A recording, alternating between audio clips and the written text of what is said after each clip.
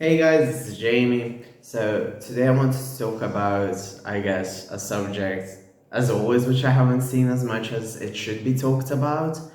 So I'm pretty sure when you saw Jeffree start trending on Twitter or wherever, uh, it was factually no news that another controversy had been unleashed, that some new bigotry was gonna happen, but it is something that I want to address because I feel like we're living right now in this really sort of weird world scenario where when it comes to trans rights, a lot of people are factually speaking out their bigotry.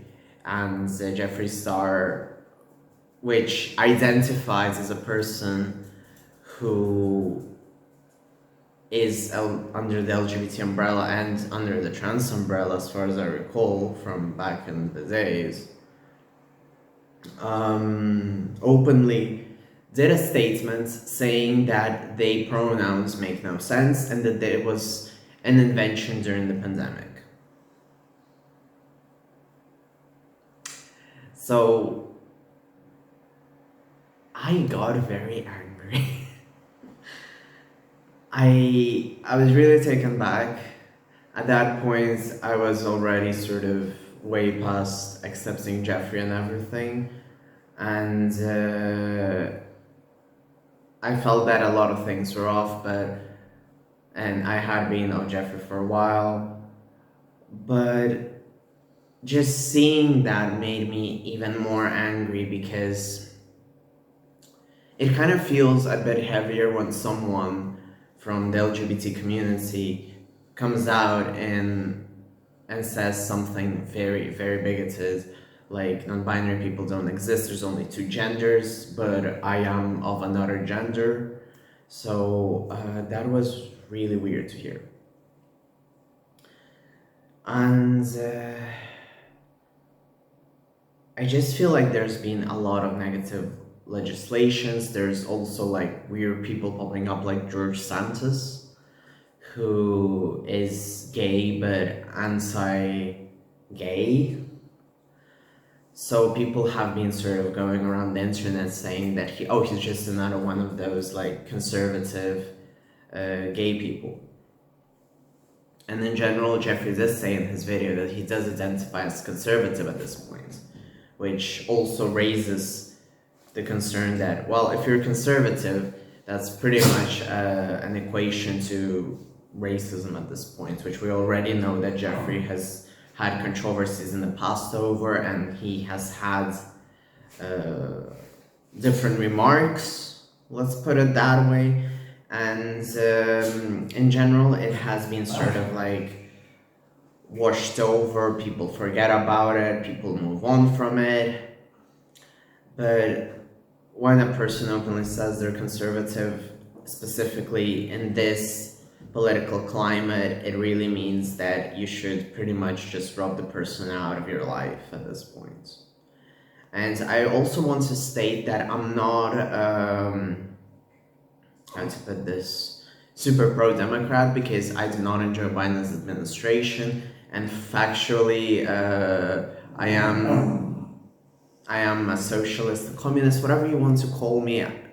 I'm that. I honestly, like, even when I was talking to my partner yesterday, last night, I was, obviously, I think it's very positive for us to reflect on our past mistakes, for us to grow, and specifically, I, as a white person and growing up in Eastern Europe, obviously, I have some different behaviors that I learned, which I'm not proud of from my parents and from people which were around me.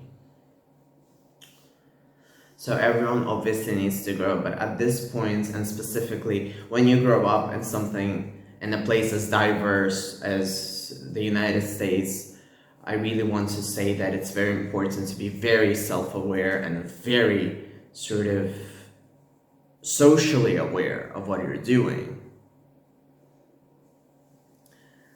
So as I was saying, um, I check myself sort of like, am I being a decent person? Am I doing the right things? Because obviously I grew up, I personally have been a victim of xenophobia just for speaking Russian in Lithuania, and but obviously it's a different scale than obviously what people in the US experience when it comes to racism. It's a different thing, but at the same time, I kind of grew up with the idea, and I myself came to the conclusion sort of that one of the biggest divisions is obviously into which class you're born into and how it develops throughout life. So I do sort of follow this sort of socialist thought of thinking. So I digressed a bit, but the point is that it doesn't matter if you don't have to like stand Democrats or something, but just from just following this current conservative path in the US, there's just something wrong with you. Like, there is absolutely no redeeming features. So yeah, I mean, what can I say? I was taken back. At this point, I'm just exhausted from doing a bunch of videos every week and saying, oh, this person's transphobic, this person's transphobic, that person's transphobic. And in general, the state of the world just worries me, and then I have to pinch myself and remember that I am in a privileged location, that I am in a country which doesn't pass transphobic laws. Like, obviously there's Spain as well next to me, which I also was thinking if I should do a video on, because they passed a law saying that trans people don't have to have a diagnosis in order to change their name. So I found that, and I didn't even read enough about it, because I'm so caught up in this whole dystopian situation that trans people shouldn't be existing. Or there's also like the New York Times, which went into defense of J.K. Rowling, which has obviously been having her hands tainted with the blood of the trans girl Brianna who died. And people just don't understand that they're just killing people.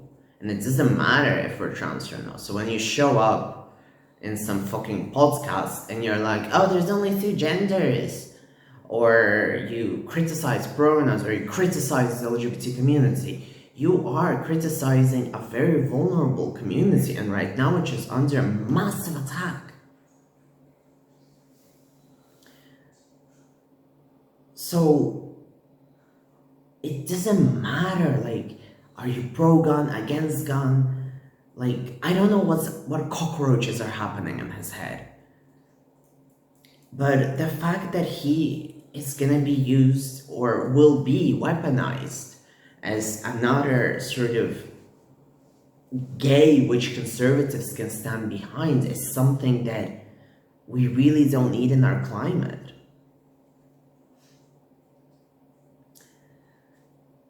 And the hate is just spreading and spreading and spreading. And there was also like the sentence where she said that the day pronoun showed up and people identifying as they showed up during the pandemic. And it's like, my dear friend Jeffree Star, do you remember your friend Daniel who passed away, who also has they in under their pronouns? No? So that to me was quite shocking, and I was even thinking like, I can't exactly tweet that, but at the same time I was like, if I say it in one of my few seconds of the video, fine, maybe I'll do it. But that's the thing, I feel like we're being too soft to these trans folks, but at the same time, what can we do? If we're too strong, no one's gonna listen to us. Or if we're too abrasive, no one's gonna listen to us. If we're too soft, we're easier to ignore. And in general, and there's massive divisions through the LGBT community, there's massive divisions during the trans community, and everyone is just full of hatred towards one another for one or the other reason. And it's just discouraging to see that. And then there's people who say, oh, trans people weren't real, or let's not talk about trans people.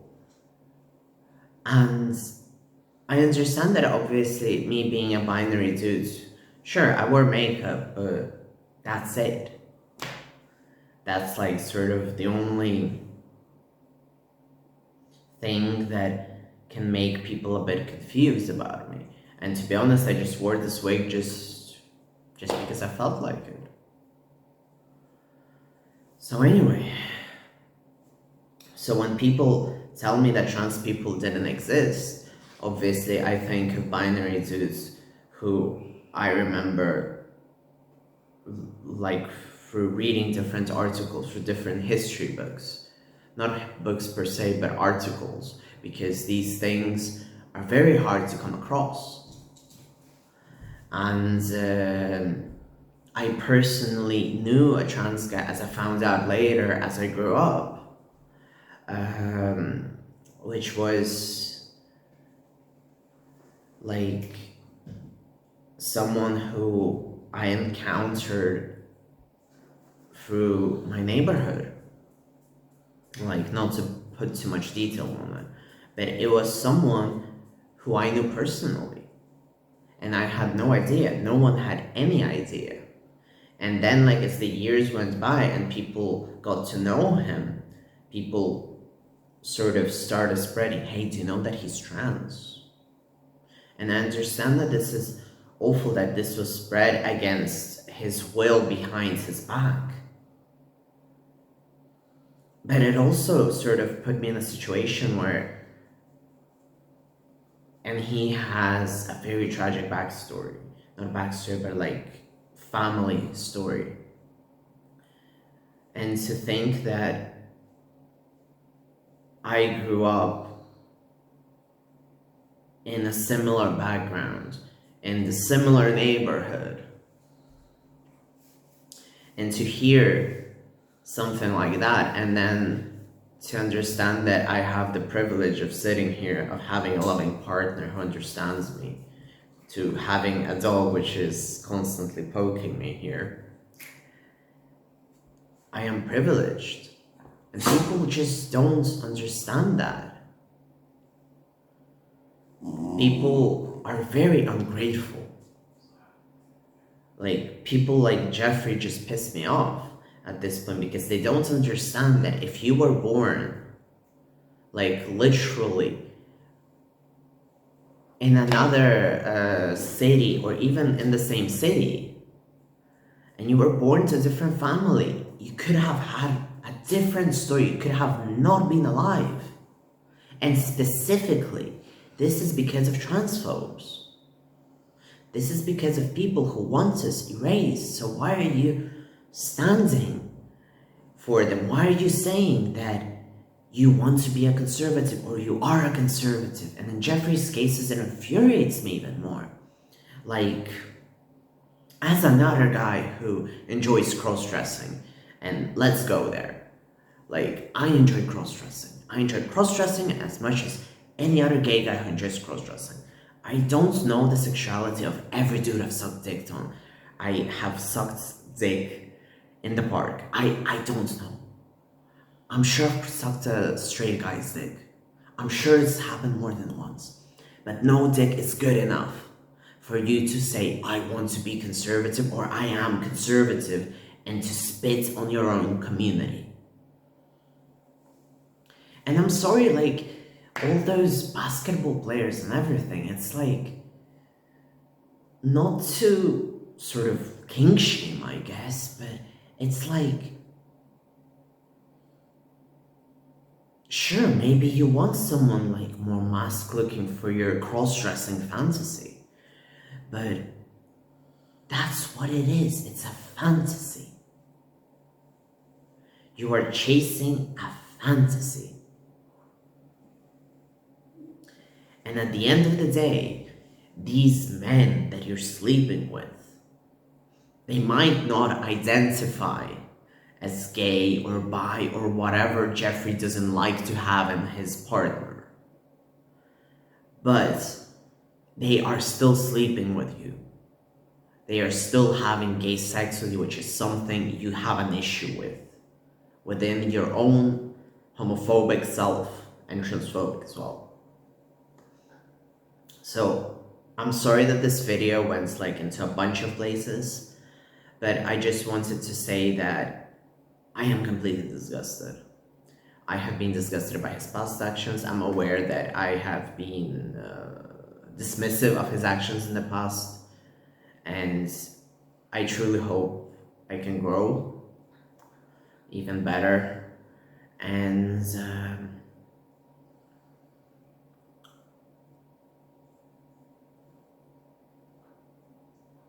no dick, once again, is worth being a dick to your own community for. So I really want to highlight that the world is in fucking turmoil. There is no right reason to sort of vote conservative or think that conservatives are the answer. I mean, even when you think about it, like, okay, conservative, like, I'm really trying to think, okay, let's say you're a gun nut, like Jeffree is. Okay, fine, pro guns, but what else? What do you want? Stricter immigration policies? Why? Why? Anyway, I'm just going on a tangent here at this point. But I hope you enjoyed this video, regardless of all the ways it went. And if you enjoyed it, obviously leave a like, leave a comment. And I also just hope that if you feel like you have been on the fence about Jeffree, or you feel like this is the last straw, it's okay if it's your last straw. At this point, there's so much hate that it doesn't matter when you sort of take the right side of history if you must. Thank you very much.